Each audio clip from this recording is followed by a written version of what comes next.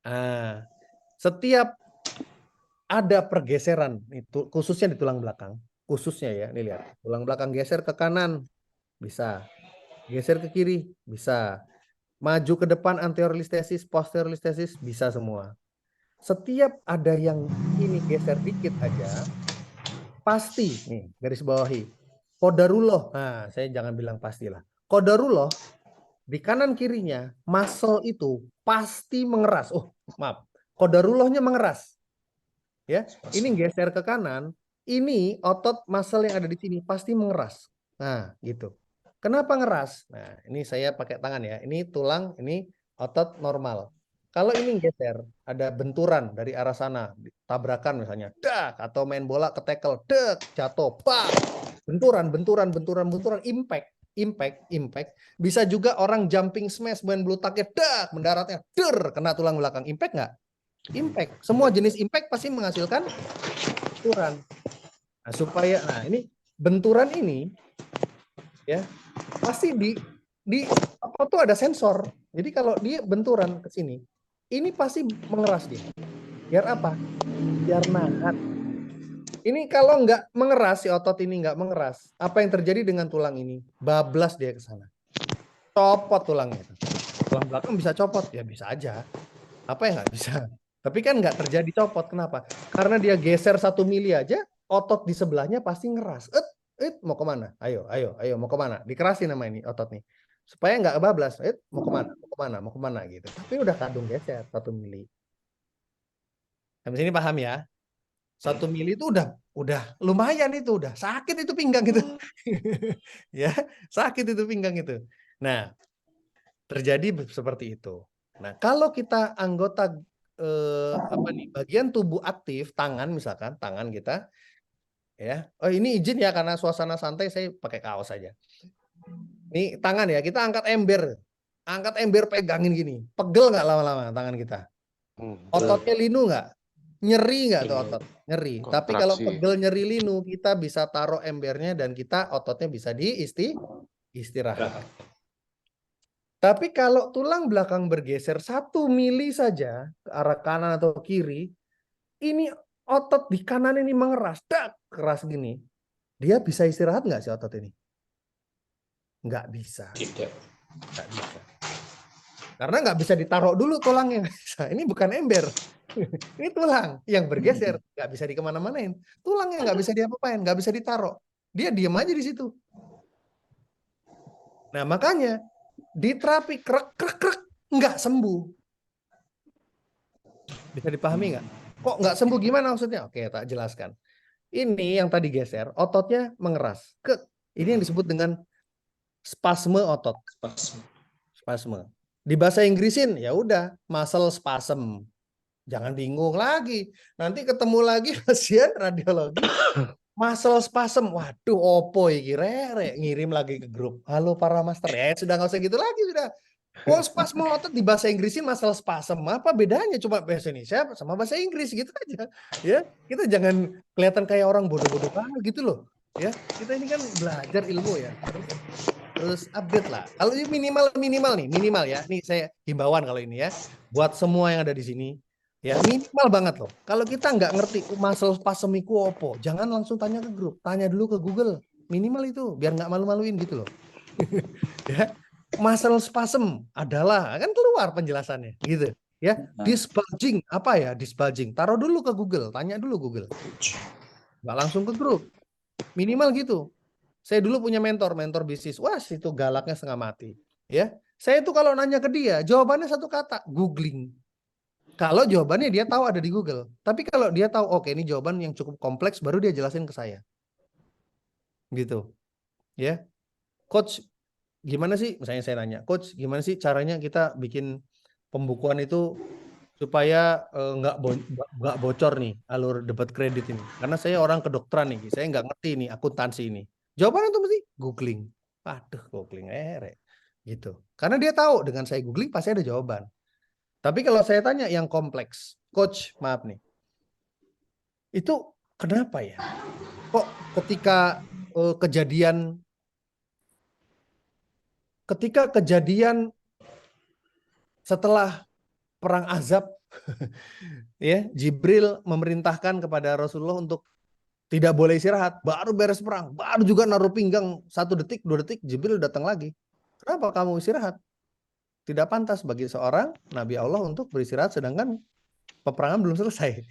Loh, peperangan bukan udah selesai kata Rasulullah kan? Belum. Itu kan ada pengkhianat itu. Bani Quraizoh ya. Kejar dia sampai ke perkampungannya. Kejar mereka sampai ke perkampungannya. Akhirnya Rasul dan para kaum muslimin bangkit lagi, kejar ke sana. Lantas di perjalanan itu ada terjadi, kalau zaman sekarang tuh perbedaan pendapat ya, perbedaan pendapat. Nah, karena pada waktu itu Rasul memerintahkan kita kejar Bani Quraizoh ke perkampungannya, ya kan? Karena udah sore nih masalahnya nih, kejadiannya sore-sore, ya. Dan jangan sholat asar sebelum kita sampai sana. Pokoknya sampai dulu, kata Rasul gitu. Di tengah jalan, asarnya mau habis, sudah keburu maghrib. Maka sebagian sahabat, tadi kan perintahnya kita suruh kejar dulu. Sebagian sahabat, loh, tapi kalau kita kejar maghrib iki loh, bablas kita asar kita iki, kan gitu. Udahlah, aku mau sholat dulu asar di sini, nanti aku susul. Sebagian, enggak, aku nanti aja sholat asar. Pokoknya aku sesuai perintah aja, ngejar di sana, nanti nggak tahu sholat asarnya gimana, aku ngikut perintah awal. Oh, sudah berbeda pendapat. Nah, itu saya tanya ke coach saya, itu gimana ya coach? Ah, kalau gitu dia tahu jawaban itu nggak ada di Google. Baru dia jelasin. Ya, itu adalah ikhtilaf yang begini, itu jadi begini. Ah, dia baru jelasin di situ. Jadi ada hal-hal yang kita bisa tanya Google. Kita nggak butuh penjelasan dari teman kita atau guru kita, master kita. Kadang-kadang kita malu. Akhirnya saya sering banget di googling. Saya akhirnya malu sendiri. Ya tiap ada punya pertanyaan di kepala saya nggak. Akhirnya sampai hari ini saya nggak. Dari 100 pertanyaan di kepala saya, mungkin saya cuma tanya dia 1. 99-nya saya cari jawaban sendiri. Gitu. Ya, di sini paham ya? Ini attitude namanya. Attitude kita. Kita ini pembelajar. Kita ini tolobul ilmi. Tolobul ilmi, penuntut ilmu. Penuntut ilmu itu ya menuntut ilmu, mencari aja ilmu itu. Ya, jangan kita dikit-dikit tanya. Kita googling dulu minimal ya. Lanjut ya. Muscle spasm. Ya. Nih, kejadiannya begini. Kalau ini ototnya mengeras spasm. Terus kita krek ini. Kita reposisi, kita bone setting, terserah namanya. Ya. Maka ini muscle-nya yang masih spasm ini, dia udah balik ke posisinya. Besoknya ya, dalam waktu 24 jam sampai 48 jam, ini yang miring tadi ditarik lagi sama otot. Ngek, bengkok lagi dia. Serius ini. Ya. Ini lurus. Nah, ini bengkok nih. Nah, bengkok. Muscle-nya spasm. Anda krek lurus. Dalam waktu 24 sampai 48 jam ini otot masih spasm, ditarik lagi sama dia. Bengkok lagi. Coba kalau nggak percaya, suruh kontrol sini. Ya, nih saya kasih tahu ya. Kalau saya di sini, pasien itu semua kontrol. Gak ada saya one hit pasien tuh nggak ada. Setiap ada pasien baru datang, baru nih, orang baru, pasien baru ya, bikin status, fotokopi KTP, statusnya kayak gini, kalau di sini saya kayak gini ya. Ini yang perempuan begini. Kita beda warna laki-laki perempuan. Nah, itu tuh dia konsultasi, Pak, saya jelasin, Pak, ini ada setelah saya periksa ini ada menggeser, tadi di ronsennya juga ada begini, saya lihat nih ada tulang bergeser gitu ya. Dan ini Pak, terapinya ini nggak bisa sekali. Itu pasti saya keluarin kalimat itu. Pasti insya Allah itu qadarullah, pasti begitu. Ya, karena nggak bisa. Orang tuh lihat di sosmed sakit pinggang, datang ke Bang Andi. Di Bang Andi di videoin, naikin ke sosmed. Krak.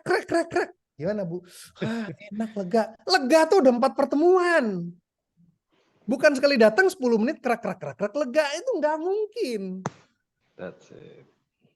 Ya, apa akibatnya? Kalau kita punya pemahaman begitu, pasien pemahamannya begitu wajar karena mereka lihat di sosmed. Tapi kan kita mengcounter itu dong. Ya. Apa akibatnya buat kita? Besok mereka akan cerita ke teman-temannya. Kemarin aku di terapi loh, tempatnya Mas Fajar. Gak sembuh mah loh. Enak gak digituin tuh?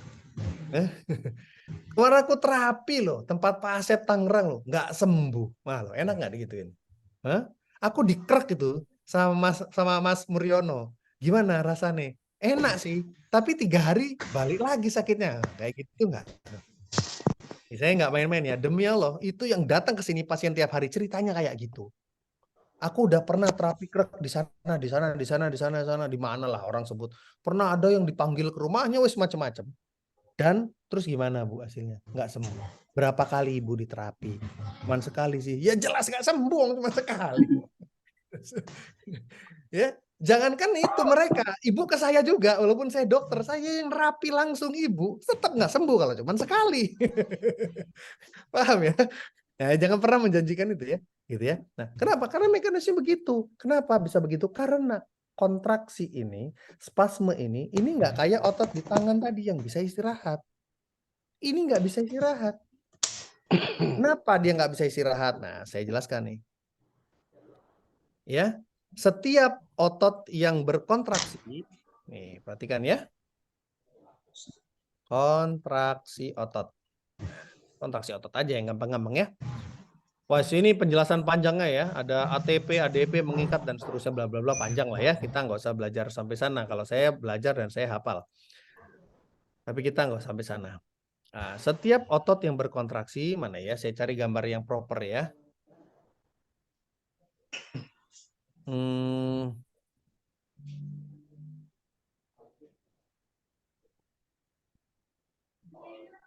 Tatar, yang enak dilihat gambarnya.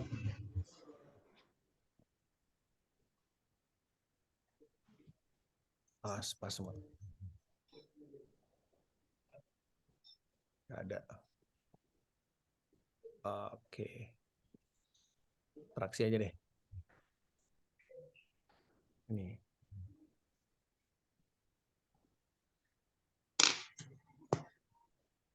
Nah, ini aja ya. Nah. Silakan. Nih, setiap otot ini kan kempes nih, kempes ya. Berkontraksi jadi tebal, menebal ya. Gede gini ya. Setiap otot yang berkontraksi, otot itu akan menjepit pembuluh darahnya sendiri. Garis bawah itu. Otot yang berkontraksi akan menjepit pembuluh darahnya siapa? Pembuluh darah dirinya sendiri. Udah pasti itu. Ya, ini mekanismenya nih. Ya.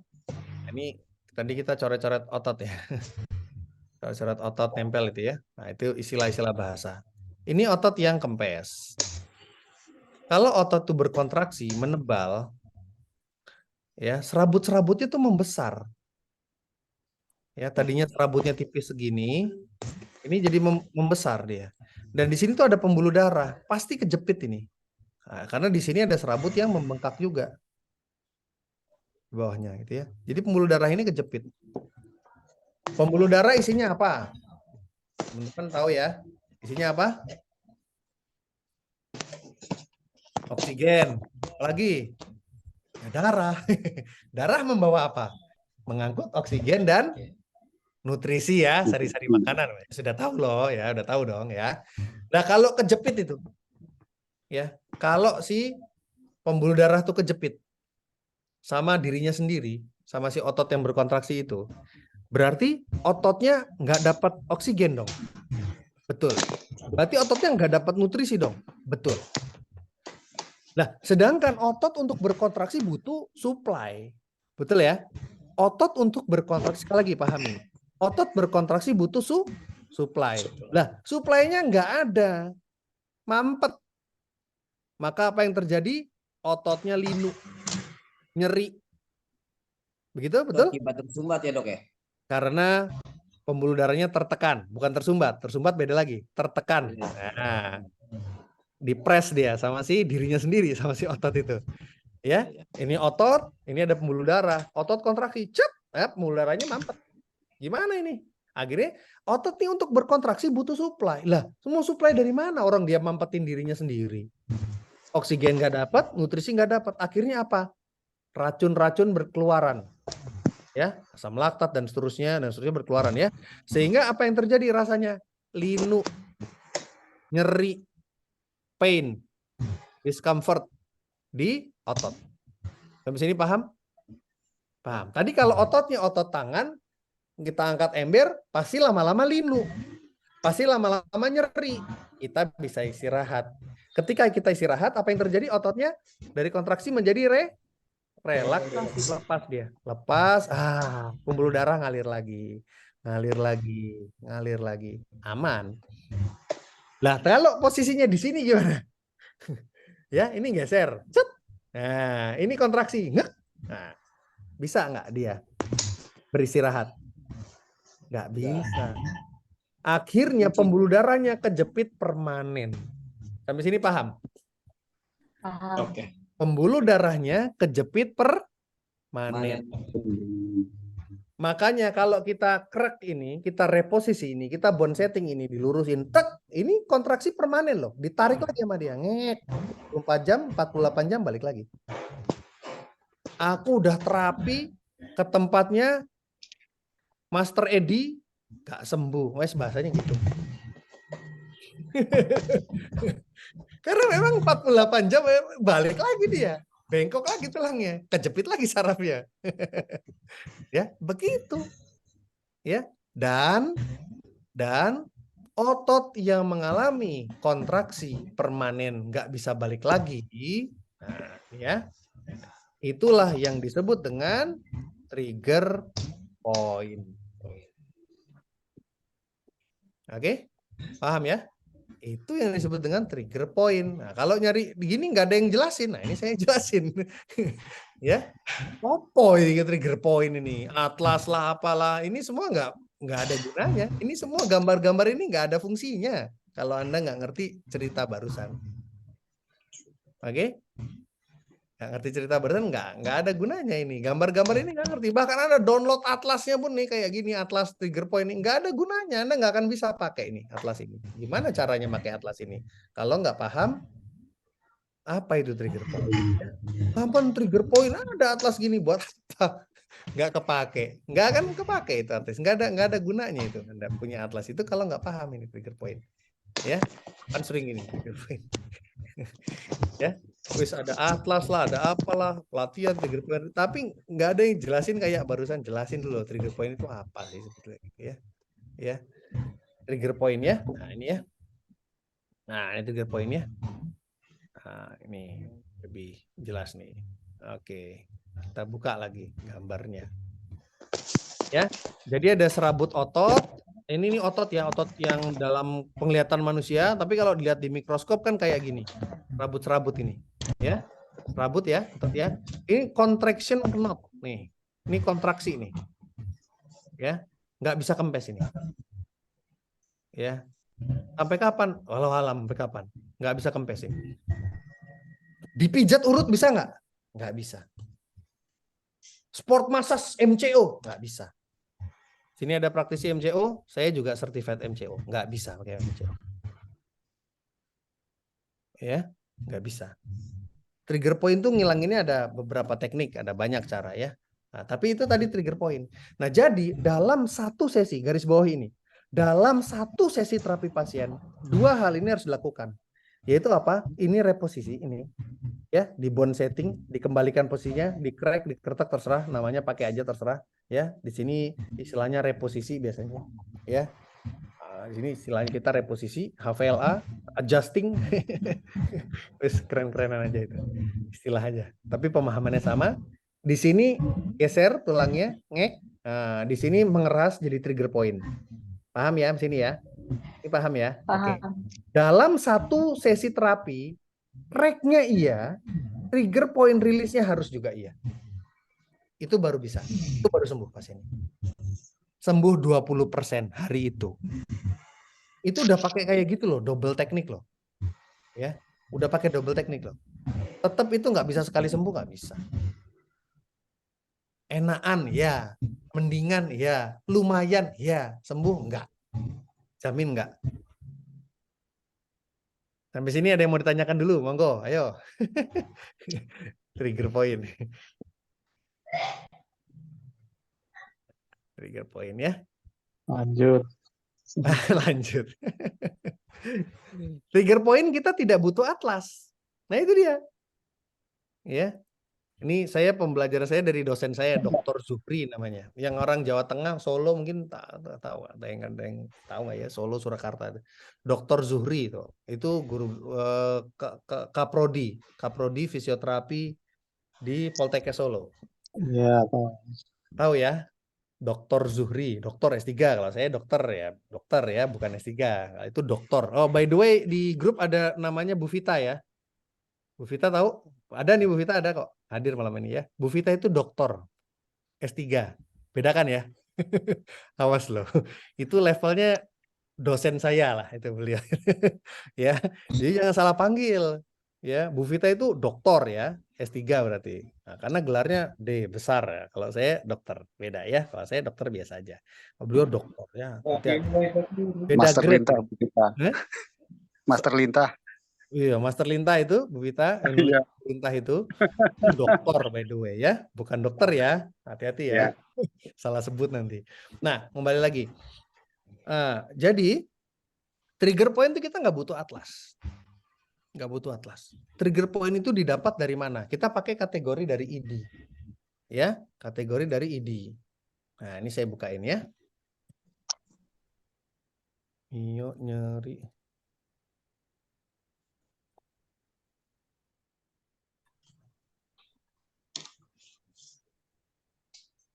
Nah, saya punya makalah ID terkait ini. Kita belajar bareng-bareng, kita review bareng-bareng ya. Nah, ini ya. Ini 2 SKP kalau ya itulah ya. Pokoknya itu. Nah, ini namanya sindrom nyeri miofasial. Ya, abstraknya bla bla bla bla bla bla ya. Nah, lihat ini. Mio tuh otot ya. Bukan Yamaha Mio motor, bukan. Mio tuh otot. Ya.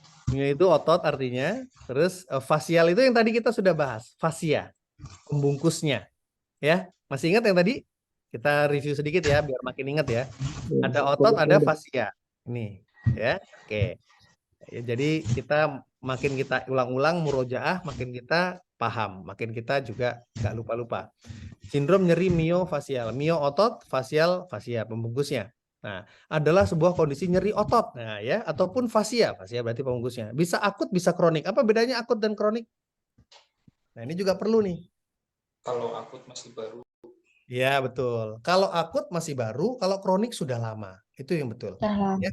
Jadi ada kata-kata gini kadang-kadang di kalangan Gen Z atau milenial, mungkin kita juga masih ngalami ya.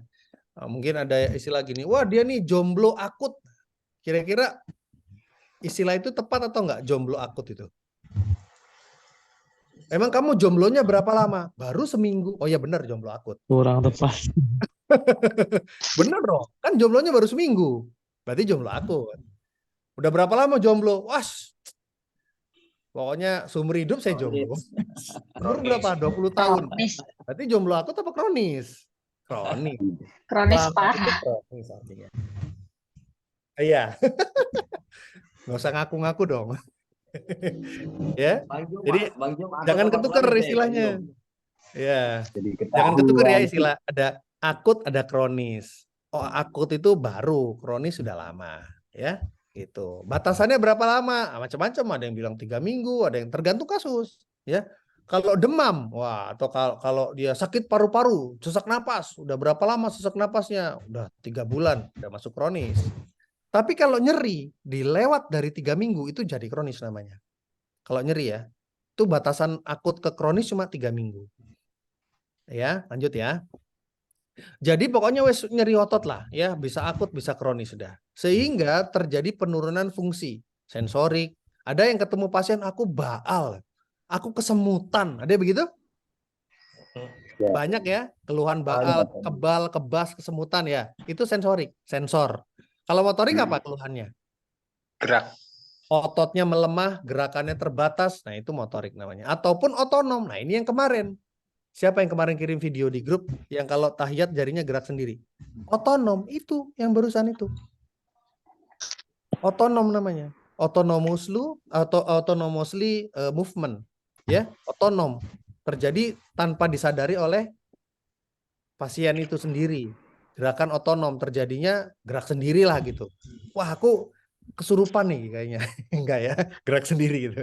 Ya enggak ya, otonom ya. Kita dari situ kita ngerti dong. Jangan mistis-mistis, jangan dibawa ke mistis. Kita nih orang-orang yang belajar talabul ilmi. Jangan segala dibawa ke mistis. Kayaknya kamu ada yang ngerjain ini. Kayaknya kamu ada kesurupan, ketempelan nih. Jadi kamu gerak sendiri. Enggak. Orang itu kena sindrom nyeri miofasial akut ya, dan kenanya otonom. Nah, itu jawabannya gitu. Jangan dihubungkan dengan mistis. Ya, dihubungin dikit-dikit mistis, dikit-dikit mistis, dikit-dikit pasti gitu ya. Ini ada yang ngikut, ini siapa yang ngikut ya, itu sering gitu kalau di Bandung ya, Bandung tuh gitu tuh orang-orang tuh. Nah ya, nah berhubungan dengan myofascial trigger point. Nah ini ya kayak gini ya, berhubungan dengan myofascial trigger point. Nah dari ID juga udah dibahas nih penyebabnya ya. Penyebabnya sih belum dipahami secara detail exactly-nya. Tapi yang jelas karena ini ya terbentuk ini di end plate otot, di ujungnya otot itu di neuromuscular junction itu terdapat pengeluaran asetilkolin berlebihan kan? Sehingga itu nggak usah dihafal ya. Sehingga menyebabkan, nah ini yang kita harus hafal, ketegangan dan kontraksi di situ doang, terlokalisasi. Nah itu, ini kita perlu tahu. Wah Pak, jadi kalau nanti Anda pemeriksaan itu ke pasien itu, wah ini Pak, ini ada spasme Pak, ini ada kontraksi Pak, kontraksi yang terlokalisasi Pak. Wes, canggih rasanya ya kan, keren ya, ya. Besok kalau meriksa pasien gitu ya, ngomongnya ya, ini ada kontraksi terlokalisasi Pak, gitu ya. Ya, gitu tuh. Itu kita pakai bahasa-bahasanya yang ilmiah gitu. Jangan, oh ini apa ini? Ini ada urat ngegumpal Pak. Oh, apa? Urat ngegumpal. Ada urat ngegumpal. Kita lihat di sini. Mana ada istilah urat? Urat mana urat? Nggak ada urat itu. Urat itu hanya ada di tukang bakso. Ini nggak ada kita istilah urat itu. Ya kita ini adalah obat. Kita ini penyembuh. Kita ini seorang terapis. Nggak ada istilah urat. Kita tuh nggak pakai ada urat. Nggak ada urat tuh. Urat tuh nggak ada di anatomi manapun, nggak ada urat. Pijit tradisional dong. Bakso urat weh sudah ngonoto. Salah urat. Salah urat katanya. Padahal bukan salah urat. Tapi ada ditemukan kontraksi yang terlokalisasi alias trigger point, Pak. Wih, keren nggak tuh? Profesional kan? Ya, jangan salah urat. Urat apa urat? Nggak ada urat. Bakso urat ada ya. Bakso urat ada di tukang bakso. Urat tuh nggak ada istilah anatomi urat itu. Ini yang begini bukan urat, ini vena Pak. Vena tuh pembuluh darah. Ya, nggak ada urat. Kalau ini kita kontraksi yang nonjol ini apa? Ini kan tadi otot. Nah ini udah menjelang tulang. Perbatasan antara otot mau ke tulang apa namanya? Tendon. Ya. Ini aku engkelku Pak. Kayaknya engkelku kepelitek salah urat. Bukan engkelmu kepelitek salah urat. Tapi ligamenmu cedera. Wah gitu kan. Ini profesional. Ya, kamu engkelmu kepelitek, udah kenanya di ligamen, bukan salah urat. Nggak ada lagi salah urat itu. Urat ngegumpal, urat ngegerenjel, otot ngegumpal. Mana ada otot ngegumpal? Otot kontraksi terlokalisasi atau trigger point. Ini saya ulang-ulang biar ingat. Apa? Ligamen bisa putus. Bisa putus ligamen ya. Nanti kita bahas nanti ya tentang ligamen putus. Tapi di sini sesinya kita sesi otot dulu ya. Sesi muscle sekarang nih ya, muscle dan otot dan fasianya ya. Ketegangan dan kontraksi terlokalisasi. Nah, itu disebut dengan trigger point. Dan setiap manusia mungkin pernah memiliki trigger point selama hidupnya tuh.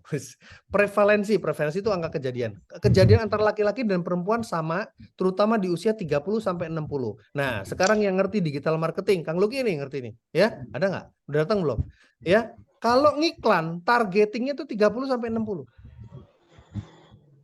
Jangan di luar itu. Ya, ini targeting. Nah, jadi Anda target market kita tuh udah jelas kan 30 sampai 60, udah itu aja udah. Nggak lari-lari dari mana-mana. Di situ udah. Ya, ada di situ ya. Oh, ada Kang Luki tuh hadir. Dia jago digital marketing tuh. Jadi kalau bikin ads tuh targetingnya 30 sampai 60 aja. Jangan kemana-mana. Ya, nah sampai sini ya, lanjut ya. Nah, lanjut lagi nih makalah idilnya nih ya. Etiologi udah. Nah, ini myofascial trigger point akhirnya ya. Apa? Nah, nih perhatikan ya gejalanya ya. Trigger point berukuran apa? Kecil, gumpalan keras. Nah, ya. Bisa dilihat, bisa, kadang-kadang bisa dilihat. Ya, kalau yang gumpalan kecil tapi banyak jadi satu kelompok otot tapi trigger pointnya banyak itu kelihatan, visible. Nonjol sebelah. Siapa yang pernah lihat pasien telungkup, Pak? Pasien telungkup, pinggangnya di sini, di pinggangnya ini kanan sama kiri salah satunya lebih nonjol. Gede, ya. Nonjol sebelah. Nah, itu trigger point yang visible. Trigger point visible. Ya, myofascial trigger point ya terjadi di mana aja. Jadi nggak perlu atlas trigger point, nggak ada gunanya, nggak ada fungsinya. Karena trigger point bisa di mana aja. Ya, di mana aja.